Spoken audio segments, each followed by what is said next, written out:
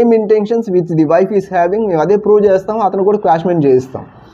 But being very practicality as a matter of practice మేము only for parents of the husband client and the sisters of the husband client వరకు 498A మీద quash petition అనేది file చేయడం జరిగింది. Fortunately that was quashed. So అలాగే ఎవరైతే ఇప్పుడు wife అతని శాలరీలో 1 lakh వరకు కావాలని డిమాండ్ చేస్తున్నాం వితౌట్ హ్యావింగ్ చిల్డ్రన్ కూడా లేరు, ఆమెకి 1 lakh మెయింటెనెన్స్ ఏం చేసుకుంటుందో, మెయింటెనెన్స్ తీసుకోవడానికి మ్యారేజ్ చేసుకుంటున్నారా? ఈ రకంగా ఆలోచించడం ఎంతవరకు కరెక్ట్?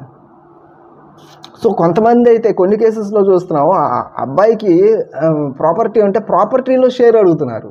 ఒక 5 acres 10 acres ఉంటే నాకు 5 acres కావాలి. ఇప్పుడు this is a well known fact that residence orders అడగచ్చు. ఇప్పుడు హస్బెండ్తో డిస్ప్యూట్ ఉన్నప్పుడు హస్బెండ్తో కలిసి ఉండడం ఎందుకు? Same intentions with